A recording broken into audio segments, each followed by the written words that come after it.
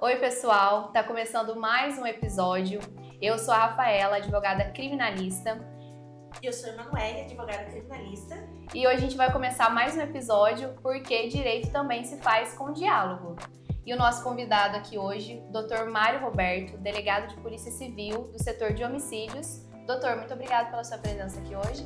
Eu que agradeço o convite, é a primeira vez que eu estou participando de um podcast aí, é a primeira vez, não tinha como não ser com vocês, né? Tá tudo Eles liberado? foram lá na delegacia falar comigo, como que eu vou falar não pra elas, né? Não, tá tudo liberado, não vai ficar só no delegado não, né? Não, eu nem gosto muito de delegado, eu gosto mais do restante, né?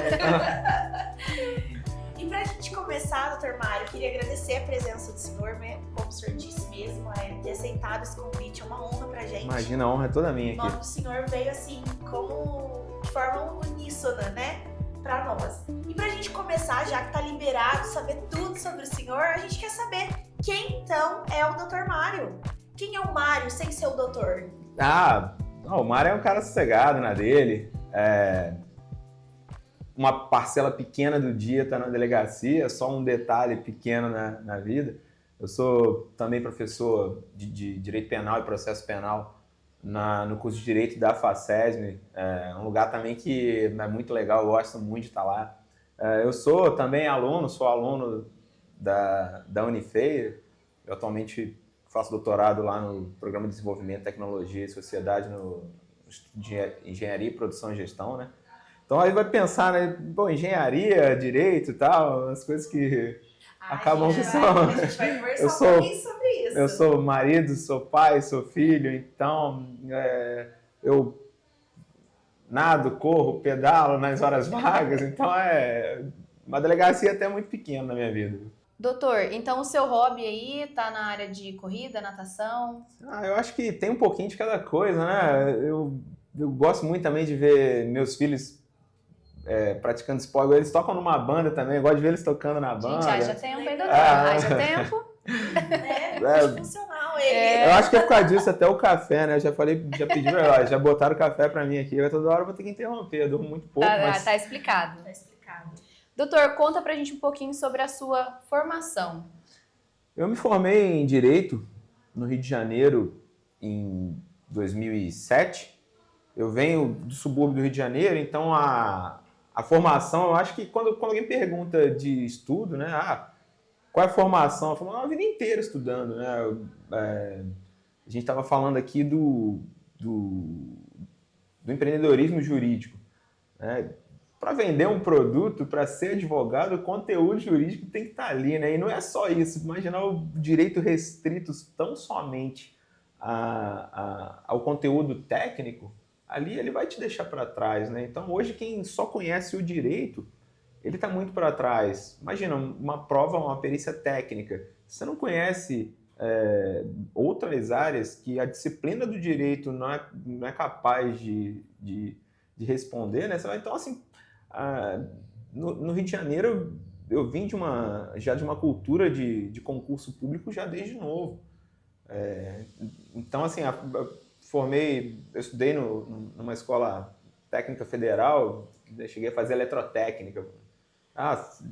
Terminei fazendo direito, acabei indo para a Unifei posteriormente, para mestrado, doutorado. Então, eu formei em Direito em 2007 e passei na Universidade da Cidade do Rio de Janeiro e eu passei no concurso para delegado em 2008, já no ano seguinte. Entre isso, eu ainda fiz OAB, mas cheguei a um período curto, né? Mas eu não tenho a menor competência para ser advogado, eu não tenho essa habilidade que vocês têm. Eu reconheci essa minha... Eu até tentei um pouco, mas assim, eu não tinha a menor chance. Eu não tenho essa competência de vocês, eu não tinha. Doutor, e quando que nasceu a vontade de ser delegado? Antes de ser delegado, o senhor já tinha passado em outro concurso, né? Na verdade, não digo nem que vontade de ser delegado, as coisas acabaram acontecendo. Como eu tinha falado, eu venho de uma área de processos seletivos públicos desde criança. Então, eles foram acontecendo. Eu fiz um concurso para uma escola pública federal e fui estudar lá. Eu lembro que terminando o ensino médio, E eu, o que eu vou fazer da vida? Tem que ter algum concurso, porque eu só via isso na frente.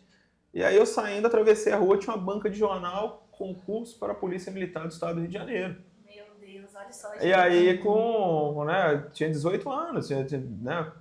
Aí fiz o concurso, na época até a maioridade era com 21, né? Aí... Sério? Era, foi até emancipado.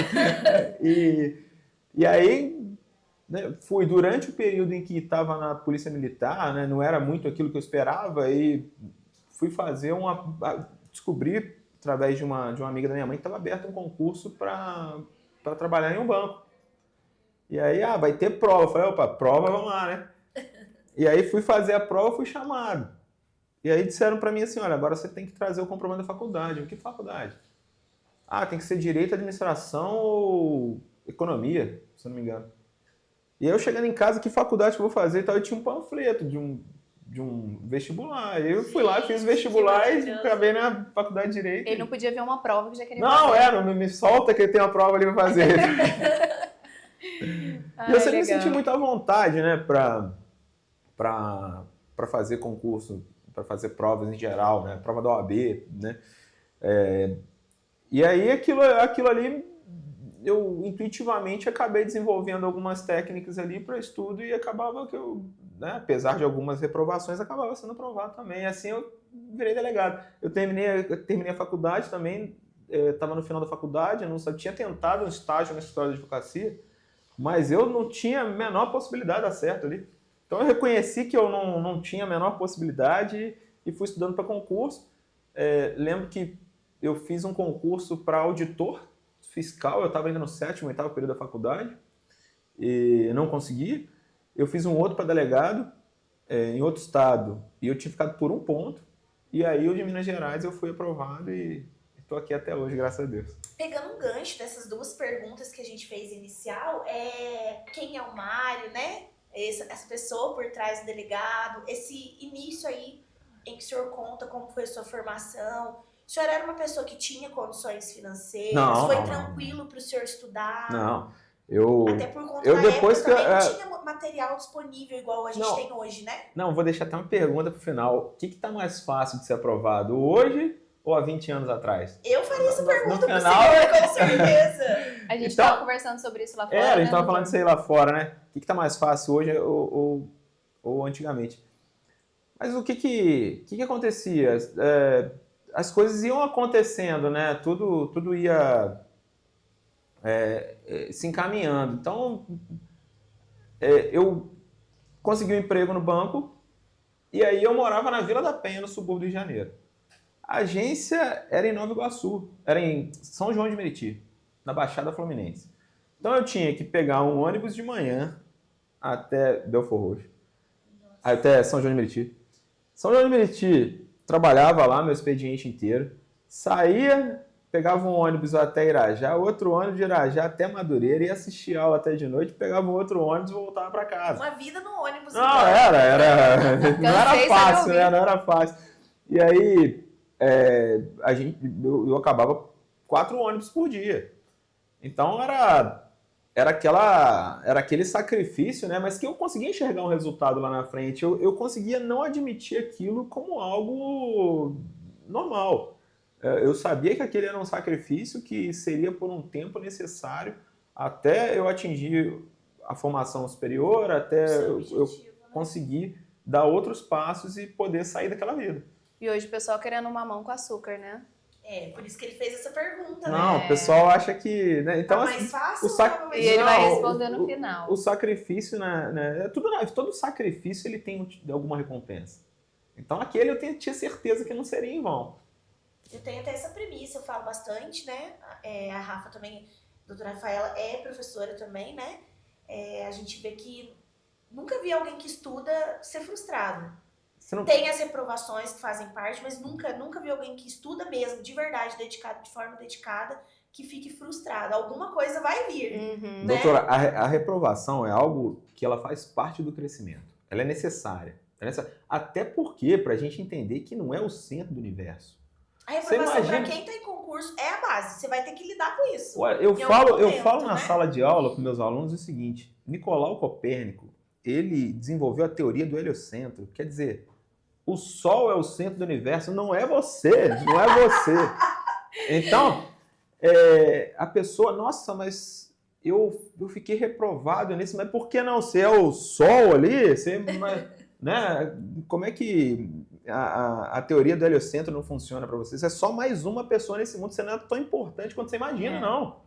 A gente tem que aprender a lidar com Então, frustrações, né? A reprovação, ela faz parte, ela é um processo de aprendizado.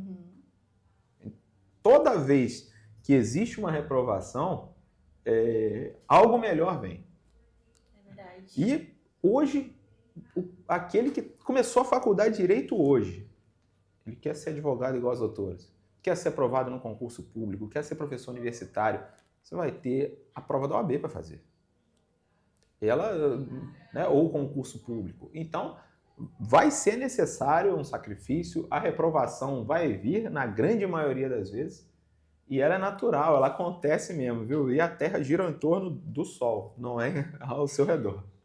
Mas isso diz muito a respeito da infância da pessoa, né? Ela não foi ensinada a lidar com pequenas frustrações ao longo do crescimento, da evolução, e chega aí 20 e poucos anos, acha que é o Sol do universo. Esse é o problema. E a gente vê, assim, consequências aí que são terríveis, né? Eu, como titular da Delegacia de Homicídios, por exemplo, que eu vejo de crescimento de número de suicídios, né? E eu vejo a motivação daquilo é algo que nossa, tem hora que eu não acredito. Falei, nossa, faltou um não na vida da pessoa, né? Justamente. Faltou. Pegando esse gancho aí, né, que o senhor é delegado aí no setor de homicídios. Quando o senhor assumiu aí, então, passou em concurso, foi delegado, eu queria saber do senhor qual foi o primeiro caso mais impactante que o senhor teve e o que, de forma positiva e de forma negativa, se teve algum, assim. Aquele que o senhor pegou e falou que você não conseguiu dormir, você ficou pensando naquilo de forma ruim, e aquele que o senhor falou, nossa, hoje eu fiz uma coisa boa, assim, que, sabe, te preencheu. Eu ficar sem dormir, eu confesso que eu nunca fiquei por causa do caso. Eu acho que assim, é tão naturalmente, né, que as coisas acontecem. Mas o senhor entendeu pela gravidade, sim, assim. Pela gravidade, eu já tive alguns casos, assim, não consigo nem ranquear eles, mas principalmente quando envolve criança, sabe? Criança, adolescente, e esses aí, eles acabam mexendo um pouco mais comigo, mas tive casos aí que, como por exemplo, recentemente, aí, de uma idosa encontrada morta, em que um acólito que era da igreja com ela acabou preso. Tive um caso de roubo a banco, na época que estava em Santa Rita do Sapucaí, que, né, houve uma troca de tiros lá na época. Tive alguns aqui que acabaram mexendo um pouco comigo, né? Mas, assim, eu acho que o mais curioso, assim, para todo mundo, que gerou muita pergunta, inclusive até na rua, na fila do supermercado, se perguntava, foi esse da idosa. Esse realmente teve muita repercussão. Acho que envolveu muito ali a questão de fazer parte de uma igreja também, né? Chama a atenção da população. Eu acho que o fato do autor ser uma pessoa que não era aquilo que aconteceu, ninguém esperava vir dele, né? Era algo que a gente esperava, mas não dá. O primeiro choque foi saber que a morte não havia sido natural. O segundo choque foi saber quem era o autor. Entendo. Então, assim, foi uma época aqui que até, sei lá, eu estava em algum lugar jantando e vinham pessoas ali me cutucar, o caso lá foi aqui mesmo. Então, assim, eu evitei até sair um pouco naquele período, porque até tinha por muita pequena, pergunta, né? a respeito. E positivo algum, assim? O senhor se sentiu muito realizado? Um outro também foi aquele participei no dia também, foi da explosão da Caixa Econômica. Aquele também foi. Aquele foi bem tenso também. Teve troca de tiro, né? Assim, graças a Deus eu não estava na troca de tiro efetivamente, mas foi um caso bem tenso, podia acontecer tudo aquele dia. Então... O senhor já tomou um tiro, doutor? Não, graças aproveitando, a Deus. Não, graças a Deus. Doutor, sobre a sua atuação como delegado, Conta pra gente um pouquinho do seu dia a dia como delegado, qual a função de um delegado? Bom, o delegado está ligado ali à investigação criminal. Um fato aconteceu e é necessária uma reconstrução histórica daquilo. Eu tentar retratar de maneira mais fidedigna aquilo que aconteceu no mundo real. E isso tem alguns desafios, porque reproduzir aquilo de maneira exata é impossível. Eu não consigo reproduzir, a gente não consegue, ao final desse programa, tentar fazer um outro igual que não sai igual. Mas é trazer aquilo mais próximo da realidade. Então, o delegado de polícia, ele atua na condução das investigações. Só que ele não atua sozinho. Tem uma série de fatores ali, né? Eu tenho os investigadores, os escrivães, tem os médicos legistas, os peritos, tem a relação processual estabelecida naquela investigação, tem os investigados, as testemunhas, né? Os advogados, e ao contrário do que muita gente, aquela visão do inquérito policial que não tem contraditório ampla defesa, ela está completamente superada. Isso aí não tem mais como a gente falar nisso, né? E, por exemplo, quantas vezes vocês já estiveram comigo aí em plantão, em casos reais? Eu, pelo contrário, eu prefiro a participação do advogado. Às vezes não tem advogado e eu peço para algum amigo, você não assiste essa pessoa aqui só para esse ato? Porque o delegado ele não quer ao final uma prisão a qualquer custo. É importante frisar isso também, que as pessoas têm Não. essa ideia, né? Gente, o doutor Mário, foca aqui. O doutor Mário é exceção, tá bom? Ele é um ótimo delegado pra gente trabalhar, mas ele é exceção. Não, imagina. Hoje em dia, eu estava conversando com 2 colegas aqui até ontem, né? Durante o interrogatório, olha, ele só vai responder perguntas da defesa. E os 2 colegas perfeitamente. Eu até ia perguntar a respeito disso também. Como que o senhor enxerga o papel do advogado? Não, é essencial. É essencial. Eu, se pudesse, todos os casos, porque eu acho que tinha que ser obrigatória a participação do advogado em todo qualquer ato.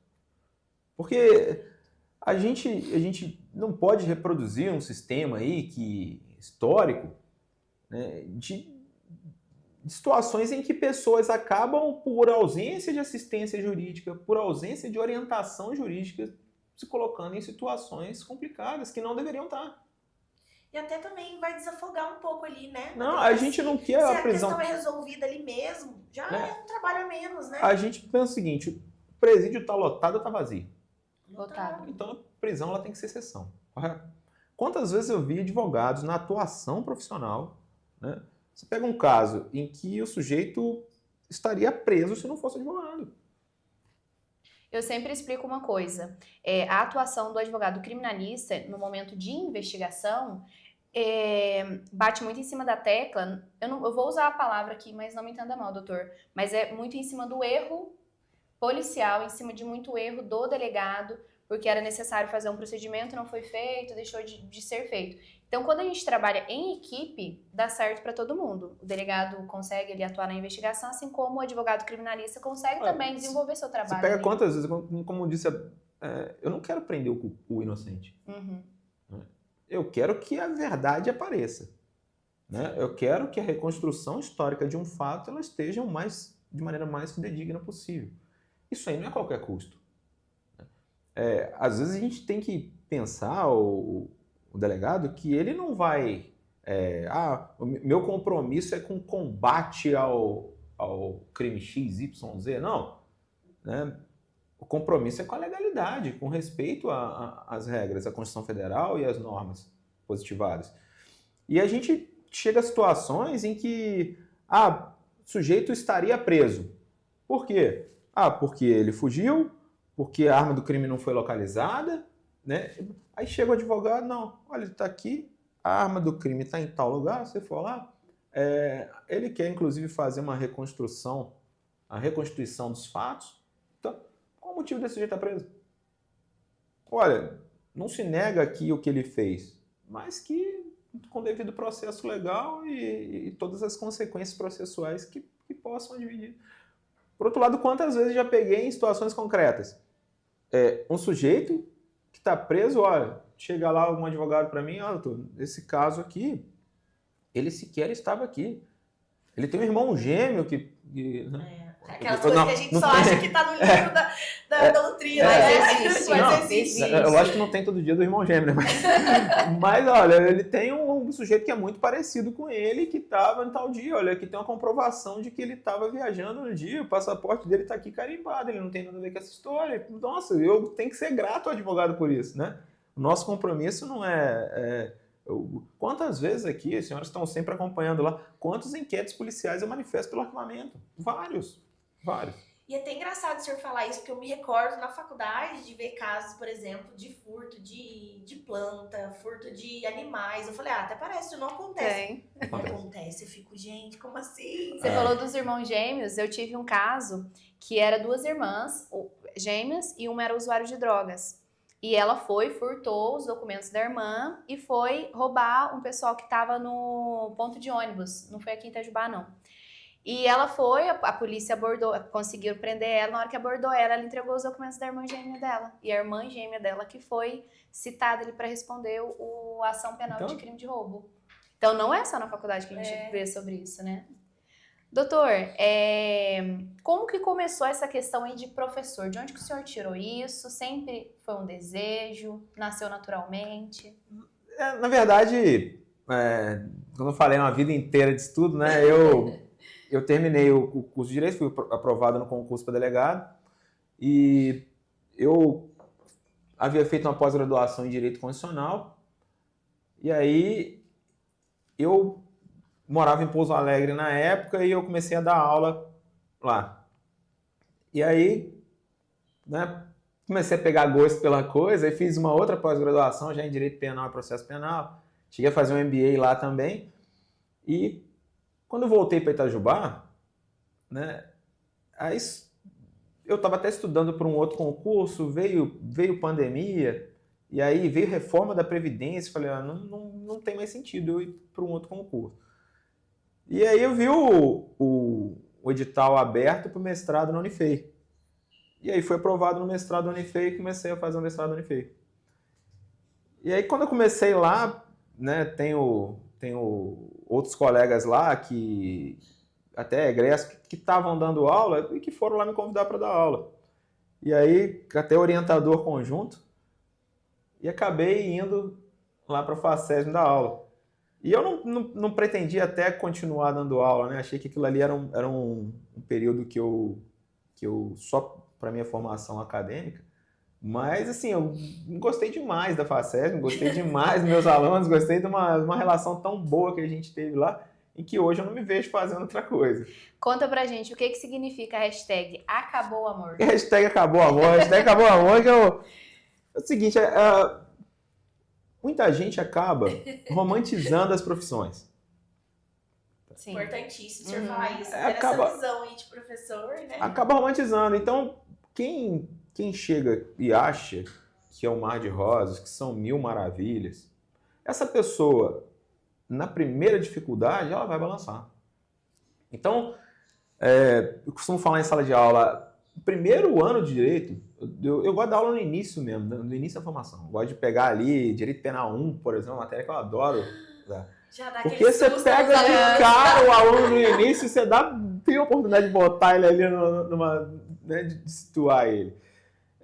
E aí eu dizia o seguinte, olha, vocês estão aqui, aí perguntava assim, por que você está fazendo direito? E tinha gente no primeiro ano, porque eu amo direito. Eu deixava todo mundo falar que ama. Ama. É a primeira semana só de faculdade.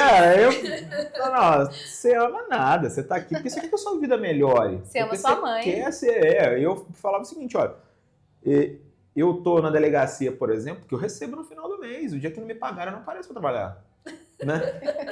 Então, ali eu não tô por amor. Eu falei, nem vocês aqui. Vocês estão aqui porque querem mudar de vida, querem ter uma profissão, querem se dedicar, né? Amor eu tenho pela minha esposa e meus filhos, que não precisam me pagar nada. Eu continuo amando de graça. Né?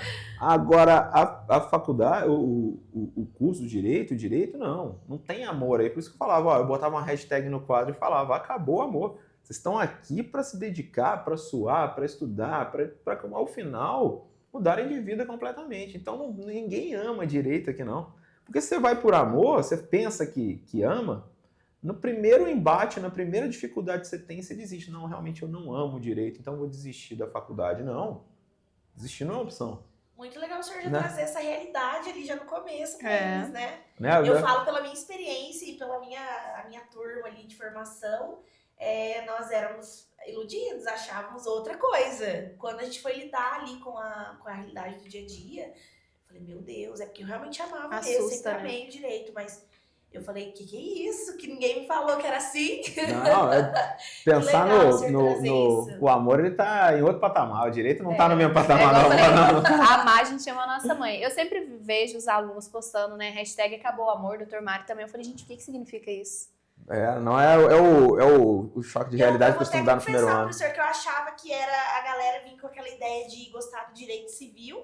Aí quando o senhor entrava com direito penal, acabou. Agora não é amor. Não, mas isso, mas pode ser isso aí, também, pode ser isso também. Isso aí é um fato, né? Vou mandar até um abraço aí para meus alunos e para o professor Guilherme Garrido de Direito Civil. É um fato, e eu falo sempre isso para ele. Direito penal é mais legal do que civil. Isso aí não precisa de registro. Isso é um fato, isso aí tá aí para todo mundo, viu? A gente casa com o civil, é aquele ditado velho, né? A gente casa com o civil, mas se apaixona mesmo pelo penal. Lembrar de direito penal pro resto da vida. Gente, eu nunca nem paquerei com direito civil, sempre foi penal desde o comecinho. Eu acho que na primeira aula ali eu já falei, não, eu vou ser criminalista. E não tem jeito, tu pode falar, casou com civil, ó, vai acabar traindo o marido ou a esposa. Vai ter divórcio. Não vai ter jeito, vai ter divórcio, vai ter penal uma hora. Se o senhor pudesse mudar algo na realidade de delegado, o que seria? Mudar algo? Como assim?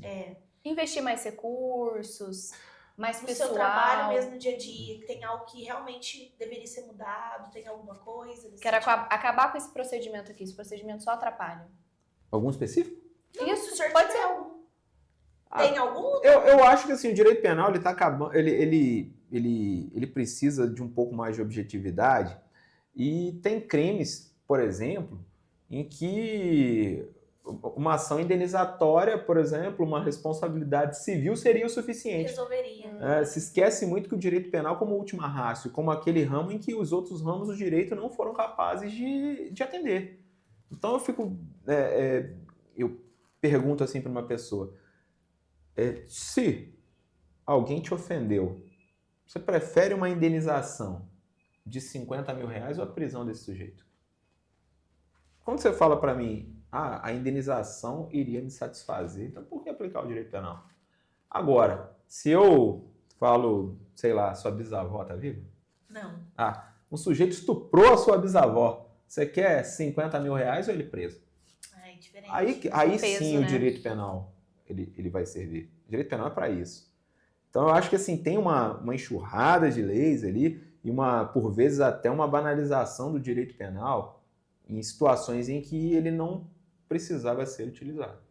Então, eu acho que tem muito procedimento de situações que não demandariam atuação policial. Acho que as pessoas hoje que a gente está vendo, né, as pessoas estão com dificuldade de se relacionar, de resolver as coisas na conversa.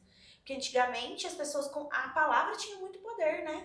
Você confiava tinha valor, eu acho vocês que se resolviam conversando. E às vezes assim, até um pouco mais de coerência no sistema jurídico. Por exemplo, crime contra a ordem tributária, tá? O parcelamento do débito suspende a punibilidade, correto? Uhum. O pagamento extingue. Sai todo mundo satisfeito, né? E quem é o sujeito passivo desse crime? É uma coletividade, a sociedade no geral. E aí você vê, o pagamento foi efetuado, o Estado arrecada e, em tese, ele teria que reinvestir esse recurso, né, para o bem-estar. Um crime de furto, de estelionato, um crime contra o patrimônio sem violência ou grave ameaça. Por vezes se vê a vítima satisfeita com a recomposição patrimonial, mas aí vai ter um processo. E aí vai ocupar, né? Vai mover toda a máquina judiciária. Exatamente. E por uma situação em que as partes estão satisfeitas. Esses dias eu estava conversando com uma colega criminalista também, e a gente estava falando do peso de um indiciamento. Foi até o que o senhor falou um pouquinho no início. Então, o peso do indiciamento, ele tem grande valor. A questão é quando chega ali para o Ministério Público também concorda com aquilo. Aí vai também para o Judiciário iniciar uma ação penal. Uma pessoa responder criminalmente, é um peso muito grande. E hoje o que a gente está vendo é o quê? Vai lá, o delegado às vezes se manifesta pelo arquivamento, chega no Ministério Público, tem uma opinião diferente, inicia uma ação penal e a gente vai aguardar todo o trâmite para só chegar ao final. Aqui em Itajubá, a gente é muito privilegiado, porque, assim, meus amigos do Ministério Público, Defensoria Pública, no Judiciário, na Polícia, no geral, eu posso te falar que a regra é que, assim, é um direito penal muito consciente. São pessoas que não têm o compromisso com a condenação, com a prisão. Mas, assim, essa não é uma realidade nacional. Uhum. E o peso de um indiciamento na vida de uma pessoa é muito grande. É até importante falar isso, porque eu tenho visto, né, como advogado criminalista, como as pessoas têm procurado muito fazer boletim de ocorrência, não tentou resolver de outras formas e não entende o que aquilo vai virar depois. A gravidade depois que pode se tornar quando você vê uma situação que poderia ser resolvida de forma numa conversa, vai e faz todo um boletim de ocorrência. Exatamente, Só que a gravidade é essa, passa pelo momento de investigação e ela consegue chegar no judiciário. Então, se pausasse ali no momento de investigação, tudo bem, mas às vezes tem os elementos eu acho mínimos que, assim, ali, né? A interdisciplinaridade, isso aí a gente fala muito na Unifei, a interdisciplinaridade, às vezes a gente precisa entender, ou melhor, na grande maioria das vezes, que o direito não vai solucionar um problema. Exatamente. Você vê casos ali em que é muito simples aplicar o direito, mas o problema vai continuar. Tem que ir na raiz mesmo, e às vezes a raiz é fora do direito, né? A raiz do direito é só mais um dos componentes que vai conseguir amenizar um sofrimento.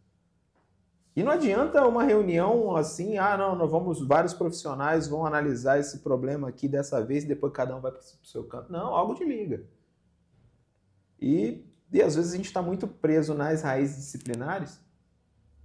E aí acaba cada um falando uma coisa, esse diálogo que você fala não existe. E aí, né, as coisas vão se repetindo.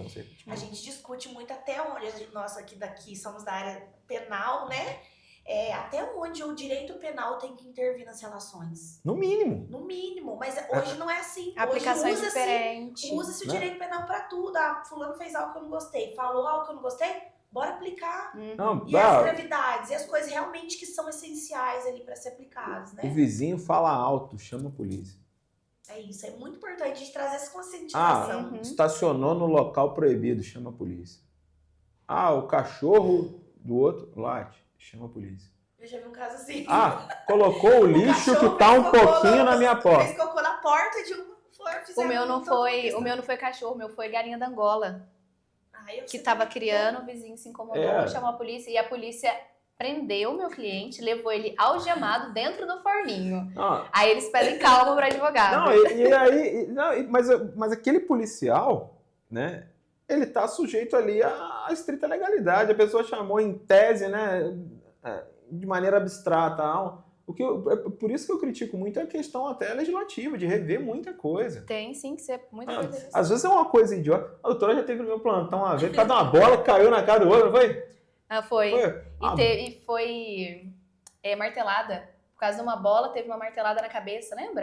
Olha que situação que chega. Meu Deus. Começou com uma bola que caiu na casa do outro. Então, de forma criança repetitiva. Jogando futebol, né? E a bola caiu dentro da casa do outro. Foi. De Né? forma repetitiva, né? O dia todo caindo na bola, caindo na bola. Situações em que poderiam ter sido contornadas com outros ramos do direito ali, tranquilamente. E o que é melhor? Chegar lá para fazer um TCO ou pagar a indenização? E assim, só para antes da doutora continuar, assim, para fazer essas perguntas, o senhor não começou no homicídio. O senhor era de outro setor, isso? Não, eu em Belo Horizonte, né, na academia de polícia, eu fui para a delegacia de homicídios. Mas aí, quando terminei a academia de polícia, eu tive que titularizar algum local e foi em Pedralva. A primeira foi Pedralva. Mas aí eu vim para Itajubá imediatamente e eu vim para a delegacia de fraudes aqui. Em seguida, fui para a delegacia de trânsito e fui para Santa Rita do Sapucaí.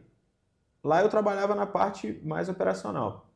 Fui plantonista também em Pouso Alegre. Em 2017, voltei para Itajubá, onde assumi a delegacia de homicídios e estou lá até hoje. E só para fechar essa questão, foi muito pesado para o senhor quando o senhor pegou essa questão de homicídio?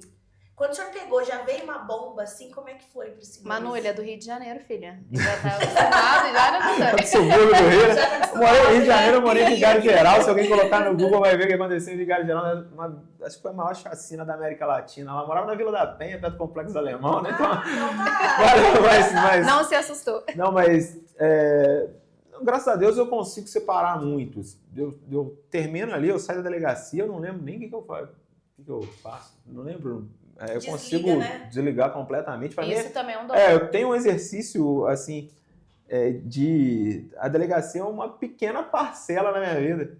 Entendi. Então, assim, é muito pequena a participação dela em todo o restante. Então, por isso eu acabo... conseguindo. Então, eu assim, acredito muito na participação em atividades físicas como uma válvula de escape que permite isso. Então, assim, amanhã eu vou lá correr em Piranguçu. Vai. Vou lá, vamos correr na montanha lá. Então, na minha cidade.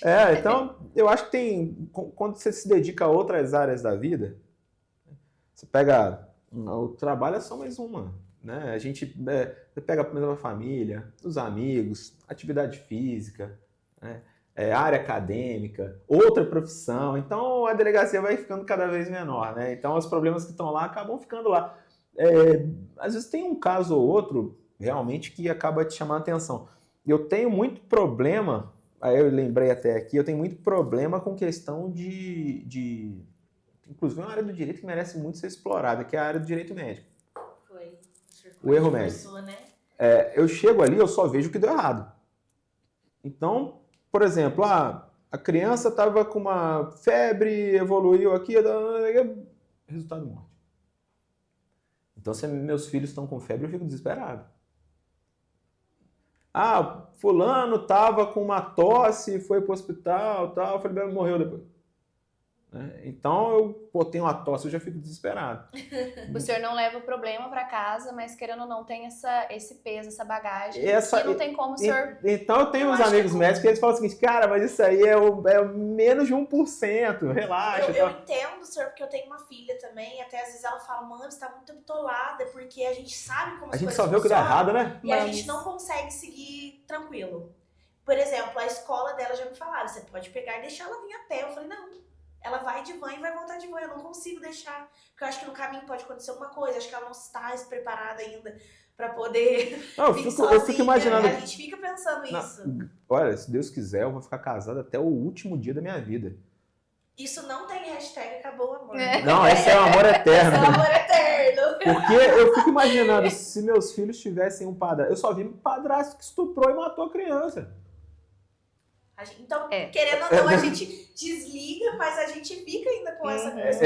Igual eu falei, a bagagem tá ali, né? O conhecimento é uma informação que ele acessou, que ele não consegue desvincular. Esse é difícil. Essa é a parte mais difícil Legal. Doutor, alguns dos seus alunos mandaram aqui algumas perguntas pra gente. A gente não consegue responder todas, inclusive vou deixar aí as desculpas, que foram muitas. Mas a doutora Manuela vai fazer pra você agora as perguntas. O senhor responde aí no seu tempo. Beleza. A primeira pergunta é da Verônica. Qual conselho o senhor daria para quem quer seguir a carreira de delegado? Eu não vou limitar a carreira de delegado, não, mas qualquer carreira jurídica. Qualquer carreira jurídica, advogado, promotor de justiça, juiz, defensor público, delegado, qualquer concurso. Bom, eu vou dar 5 orientações, 5 passos, que eu sempre falo deles. O primeiro, por incrível que pareça, você vai precisar estudar. Nossa, pode parecer a coisa mais incrível do mundo, mas você vai precisar estudar. Né? Não tem como, bundinha na cadeira, não tem jeito, né? Se alguém te prometer uma fórmula mágica, ele tá mentindo. Você vai precisar estudar. Mas se inscreve lá, vai que você passa. Joga na Mega Sena, você só precisa acertar 6. Vai que ganha. Se contar com a sorte, vai pra Mega Sena, vai lá pra dar virada ainda, fica milionário, você nunca mais vai saber, vai rasgar os livros tudo, vai fazer uma fogueira.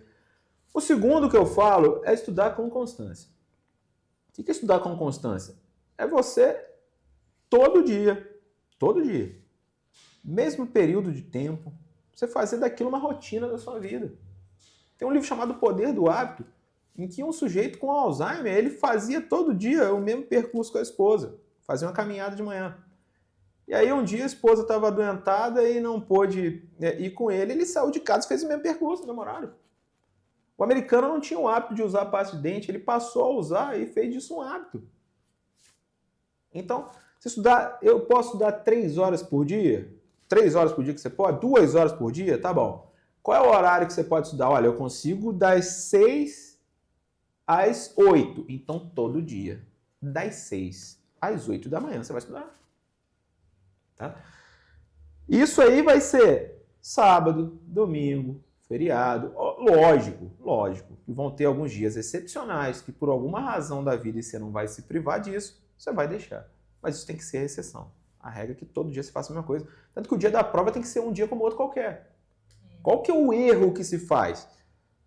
Eu estudo 2 horas por dia. Aí, você tem um emprego. Eu vou tirar férias do meu emprego. Para 30 dias antes da prova, eu estudar 15 horas por dia. Você está ferrado. Se você passar, ela vai te custar muito caro. E se você passar, beleza. Mas se não passar, qual que é a tendência do seu cérebro? É querer te proteger disso. E aí, você vai chegar lá, não, nunca mais eu faço isso. Perdi 30 dias de férias, eu podia ter aproveitado com meus filhos, com minha esposa, com meus pais e tal. E eu perdi 30 dias por um negócio desse, nunca mais eu faço. Você saiu da constância. O terceiro passo que eu digo que é ficar em silêncio. Por que você vai anunciar seus planos para alguém? Maravilhoso. Por que você vai fazer isso? Para pensar assim, ó. Essa pessoa vai saber o que está dentro dessa caneca. Para quê? Você fala que vai fazer a prova da OAB. Aí alguém vai lá. Eu tive essa experiência. Vai de falar. não contar e de contar. E Deu certo que eu não contei. E a turma vai falar assim pra você, não, mas o povo tem inveja. Olha, eu morro de inveja de quem ganha na Mega Sena no final do ano. Doutora, eu morro de inveja. Tá? E eu nunca consegui ganhar na Mega Sena. Eu morro de inveja dos bilionários que ganham aquele negócio, né? Mas eu nunca consegui ganhar. Não digo que a inveja vai te atrapalhar de alguma coisa, mas quando você conta alguma coisa para alguém, você vai trazer para você um peso que você não precisa suportar. Você cria uma responsabilidade com o Você terceiro. me contou que vai fazer prova da OAB.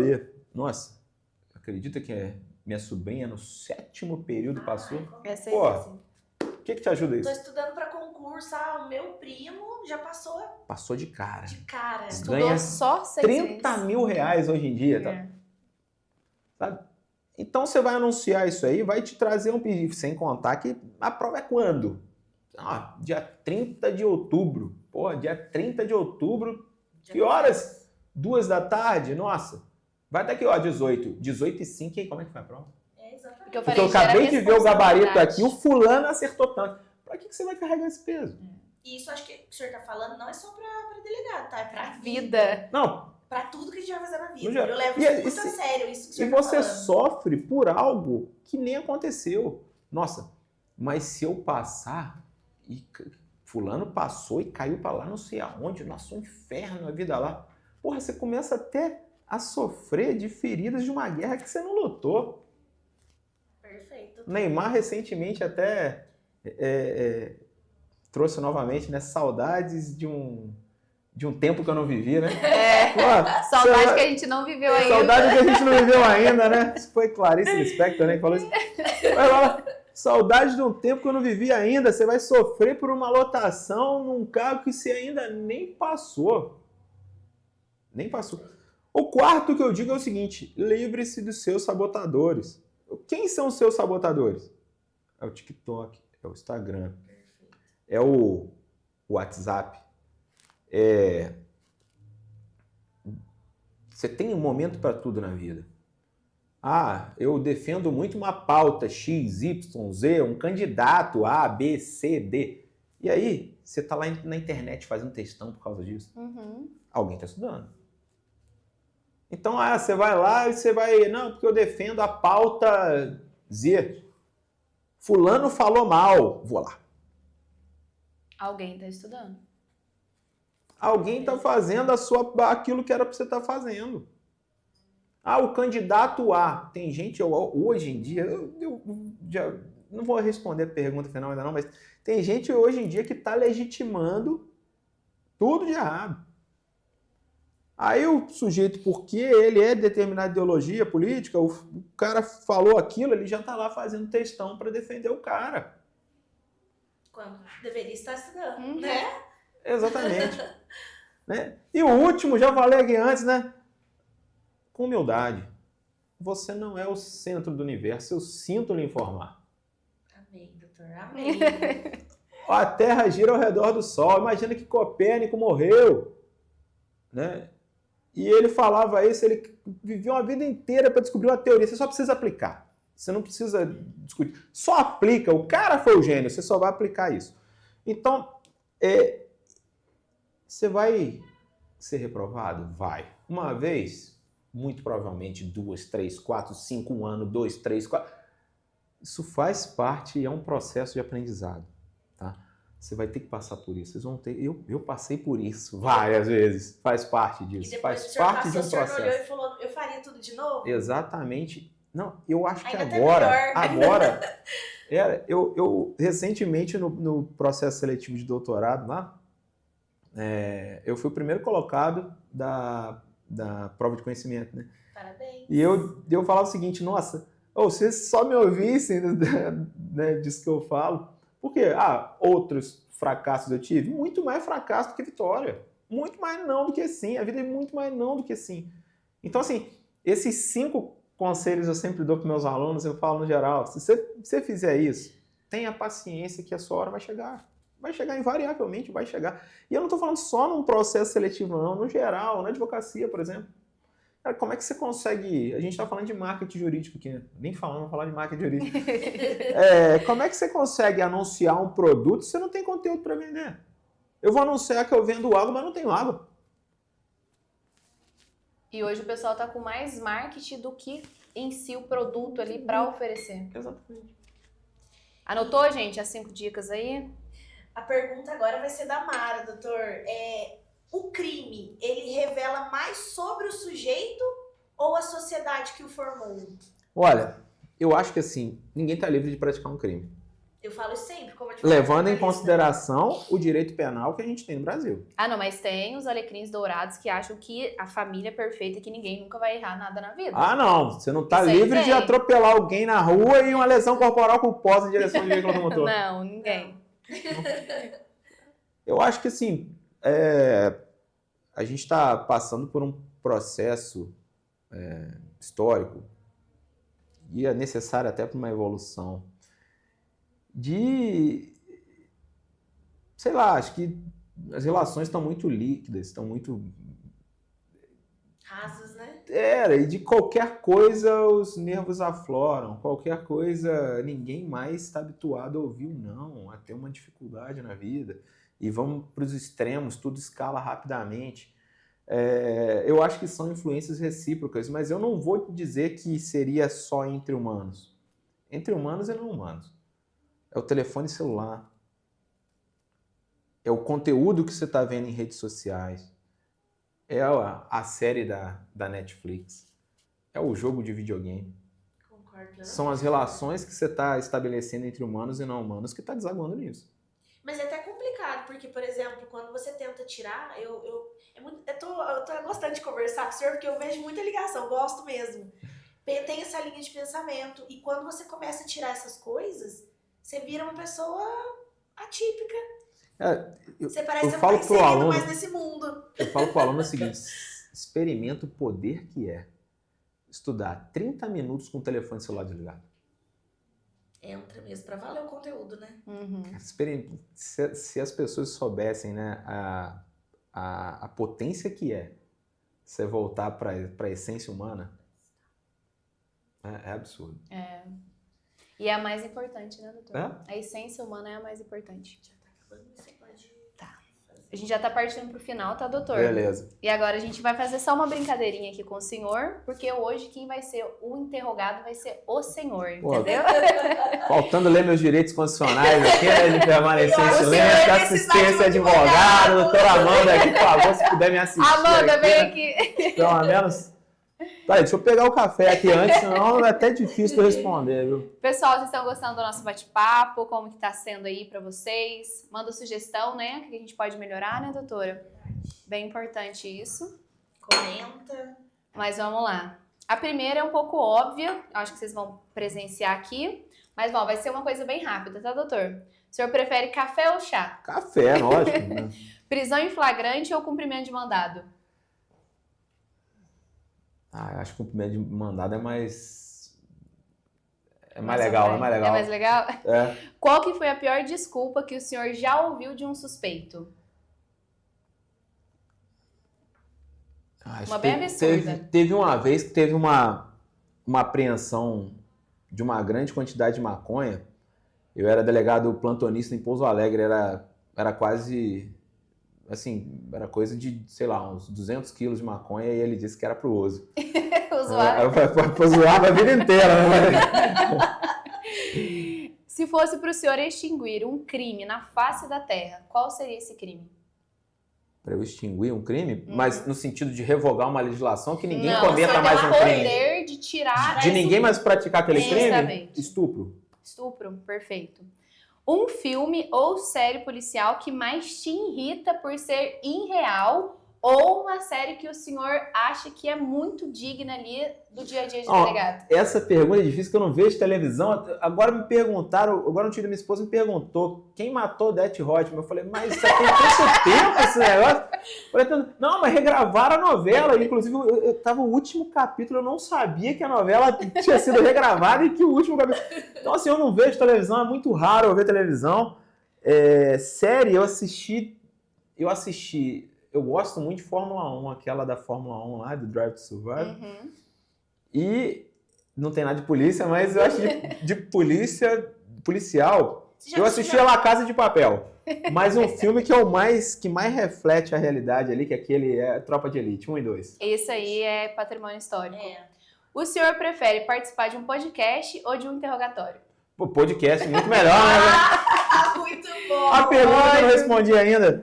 Por último, Eu tenho que estar mais fácil ser aprovado na OAB hoje ou em concurso, né? Ou concurso em geral. Hoje ou antigamente. Há 20 anos atrás, ou quando vocês fizeram 20 anos atrás, não fui eu, né? Vocês são mais novos que eu. Não, quando vocês fizeram agora, onde é que tá mais fácil ser aprovado? Né? Agora. O que vocês acham?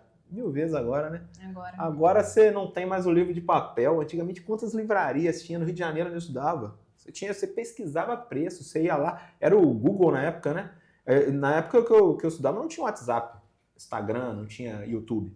Então você pegava um livro, né? E você ia pesquisar preço passando em várias livrarias, né? Eu tinha que comprar. Você tinha papel, aquilo ali você lendo, relendo, você voltando, página tal, aquilo fixava tanto quanto... Hoje a galera quer ir pro vídeo do YouTube, ele quer ir pro Instagram, ele quer ir pro PDF. Pô, então quem fez o básico ali, né? Vai a vida inteira. Hoje você vê coach na internet e o cara não passou para lugar nenhum e quer te ensinar como passar no concurso, mas basta voltar para a essência, ler livro, ler papel, que hoje eu acho que está muito mais fácil do que antigamente. Eu descobri que a geração de hoje, quando eles precisam pesquisar uma receita, um direito ou qualquer outra coisa, eles não entram no Google e pesquisam, eles entram no TikTok e pesquisam. Vocês têm noção disso? Eu não sei se vocês fazem isso, olha gente, mas a fonte do mim, direito. Olha a fonte, Amanda falou aquela pesquisa. Mas a gente tá partindo então pro final, né, doutora? Quer encerrar pra gente? Sim, doutor Mário, que grande aprendizado, quanta coisa. Eu ficaria mais horas aqui conversando com o senhor. Agradeço a disponibilidade, agradeço o senhor partilhar um pouquinho da sua história, que eu tenho certeza que é inspiradora, já me inspirou. E eu vejo quanto o senhor é querido pelos seus alunos, pelos seus colegas de trabalho. Então é um prazer tê-lo aqui conosco e ter a honra de ser o seu primeiro podcast. Não, eu sempre corri do podcast, né? Como eu falei, a probabilidade de eu falar uma besteira que é altíssima, 1 hora. Você foi muito bem. E outra coisa que acaba que, pô, tem uma câmera, tá? Mas dá 30 segundos eu esqueço, eu começo a agir natural. Levantei aqui pra pegar café, né? Então tranquilo. Eu acabo esquecendo disso. Então é uma honra muito grande estar aqui, tá? Primeira vez que eu tô num podcast. Agora o senhor já pode aí, já que o senhor é tão aventureiro, igual o senhor falou pra gente aí, né? Gosta dos esportes, já pode colocar podcast. Não, podcast foi mais difícil do que uma maratona, né? Imagina. Mas é uma honra, uma alegria muito grande estar aqui com vocês aqui. Estou à disposição se vocês quiserem outras vezes, qualquer outro assunto, qualquer outra coisa aí. A delegacia está sempre de portas abertas para vocês. Aí vocês estão lá no dia a dia, né? Quem olha aqui a relação nossa pensa que, não, se encontraram hoje para fazer... Não, mas a gente está sempre Elas estão sempre lá na delegacia. E é um prazer muito grande estar aqui. Eu que aprendi demais com vocês aqui hoje.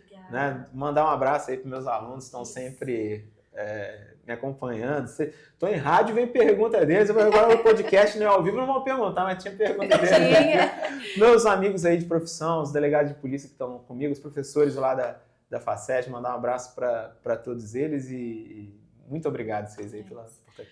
Obrigado, doutor. Até, então, o próximo dia nosso lá na delegacia, de novo, né, na luta. E eu queria agradecer vocês que acompanharam a gente, que vem acompanhando, continue acompanhando o nosso podcast. E não se esqueçam que direito a gente se faz com diálogo, gente. Um grande beijo. Tchau.